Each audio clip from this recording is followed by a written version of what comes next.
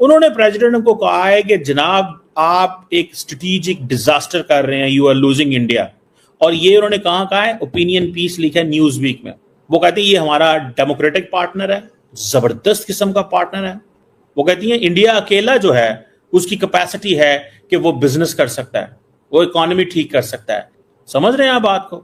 ये नया भारत है। अब हम साइड नहीं चूज करते, अब दुनिया हमें चूज करती है, ये आपको मानना पड़ेगा। ना हमने रशिया को चूज किया, ना चाइना को, ना अमेरिका को। सबने दबाने की कोशिश करी, सबने यूज करने की कोशिश करी। ये टाइम वो है जिसको पार्टनरशिप की जरूरत है, आपको हमारे पास आना पड़ेगा।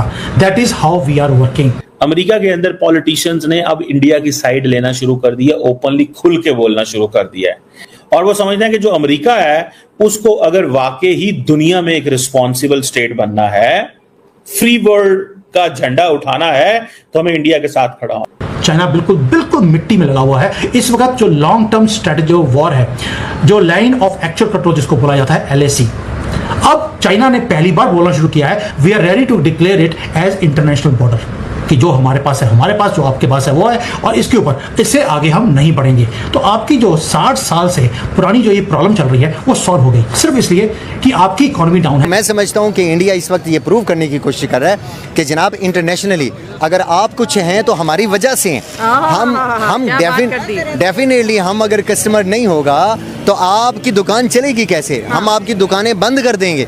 तो नमस्कार दोस्तों, स्वागत है आपका नए वीडियो में। दोस्तों, निकी हेली ने जो बयान दिया है, बयान ट्रंप को बिल्कुल पसंद नहीं आया होगा। निकी हेली ने कहा है ट्रंप को भारत पर टैरिफ नहीं लगाना चाहिए, क्योंकि भारत ही एशिया में एक उभरती हुई शक्ति है जो आगे चल के चाइना से टक्कर ले सकती है। लेकिन अब ट्रंप के इस कदम से भारत और चाइना एक दूसरे के करीब भी आ रहे हैं और आना भी चाहिए। दोस्तों, सही बात है, अमेरिका का तो शुरू से ही रहा है कि अमेरिका पे कभी भी भरोसा नहीं करना चाहिए। ये हमेशा धोखा देने वाला ही देश रहा है। तो प्रधानमंत्री मोदी ने भी इसका एक बढ़िया सा सुझाव निकाला है। उन्होंने ब्रिक्स देशों से भी कहा है कि अब आप भारतीय रुपयों में लेन देन करें और अब हम मेड इन इंडिया पे ज्यादा फोकस करेंगे। और सही भी बात है, क्योंकि भारत अब किसी पे डिपेंड नहीं रहना चाहता, और इसीलिए मोदी जी बार बार कह रहे हैं कि अब हमें अपने स्वदेशी उत्पादों का प्रयोग करना चाहिए। तो दोस्तों, वीडियो को पूरा देखिएगा, पसंद आता है तो चैनल को सब्सक्राइब करके कमेंट जरूर करिएगा। निकी हेली जो है, आपको पता है उनकी बड़ी अहमियत है अमेरिकी पॉलिटिक्स में, खास तौर पे रिपब्लिकन पॉलिटिक्स के अंदर। उन्होंने प्रेसिडेंट को कहा है कि जनाब आप एक स्ट्रेटेजिक डिजास्टर कर रहे हैं, यू आर लूजिंग इंडिया। और ये उन्होंने कहा है, ओपिनियन पीस लिखा है न्यूज वीक में। वो कहती है ये हमारा डेमोक्रेटिक पार्टनर है, जबरदस्त किस्म का पार्टनर है। तो ये चीजें जो है वो पाकिस्तान या चाइना या ये चीजों में वो कहती है ना पढ़ो, आप सिर्फ और सिर्फ इंडिया की तरफ देखो। और ये जो अमेरिका और भारत के दरमियान ये जो पार्टनरशिप है, वो कहती है it should be to counter China. और ये कोई दिमाग नहीं रखते इस वक्त, वो कह रही है मौजूदा सदर जो हैं उनके पास कोई दिमाग मौजूद नहीं है। वो कहती है इंडिया अकेला जो है उसकी कैपेसिटी है कि वो बिजनेस कर सकता है, वो इकोनॉमी ठीक कर सकता है। समझ रहे हैं आप बात को? This is what she is completely making it that way. America के अंदर पॉलिटिशियंस ने अब इंडिया की साइड लेना शुरू कर दिया, ओपनली खुल के बोलना शुरू कर दिया है। और वो समझते हैं कि जो अमेरिका है उसको अगर वाकई ही दुनिया में एक रिस्पॉन्सिबल स्टेट बनना है, फ्री वर्ल्ड का झंडा उठाना है, तो हमें इंडिया के साथ खड़ा हो।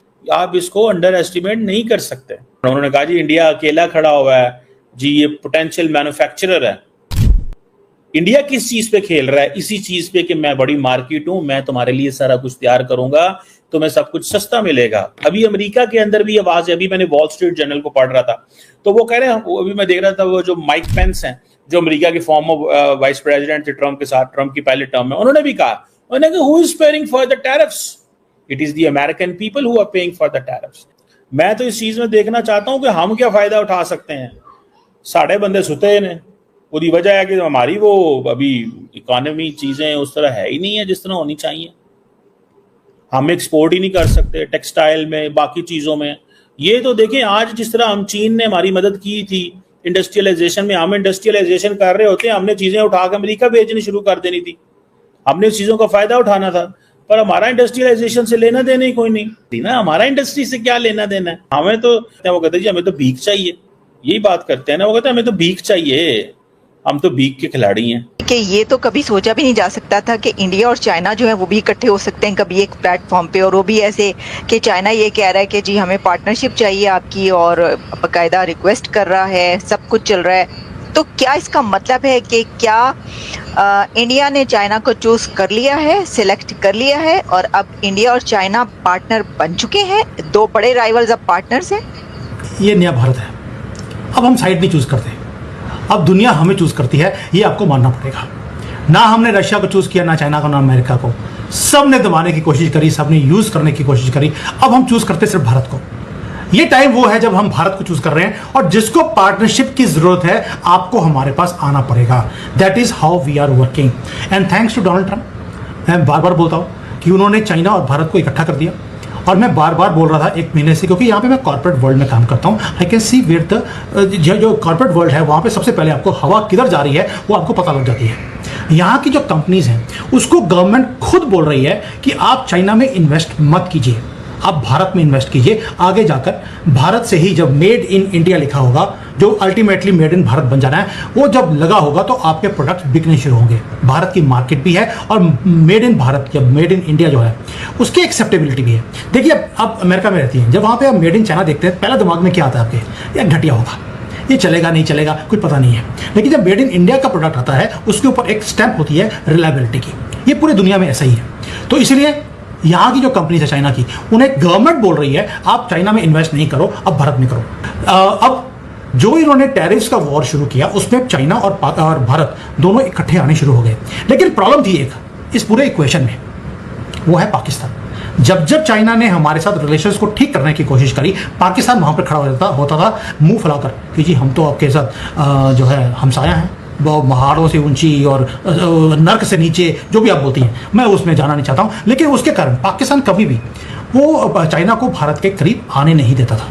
अब अमेरिका ने आपके आसिम मुनीर को बुलाया। भाई अगर उन्होंने डील करना था तो आपके शहबाज शरीफ को बुला सकते थे, नहीं बुलाया। उन्होंने आसिम मुनीर को बुलाकर एक ही काम किया, पूरी इक्वेशन में जो ट्रबल मेकर है उसको साइड कर दिया, और उनको बड़ी खूबसूरती से इक्वेशन से बाहर जैसे ही निकाला है पाकिस्तान को। आप देखिए भारत और चाइना के रिलेशंस ठीक भी होने शुरू हो गए। इस वक्त चाइना बिल्कुल मिट्टी में लगा हुआ है। इस वक्त जो लॉन्ग टर्म स्ट्रेटेजी वॉर है, जो लाइन ऑफ एक्चुअल कंट्रोल जिसको बोला जाता है LAC, आप देखिए LAC का मतलब है कि वॉर अभी भी चल रहा है, वो खत्म नहीं हुआ।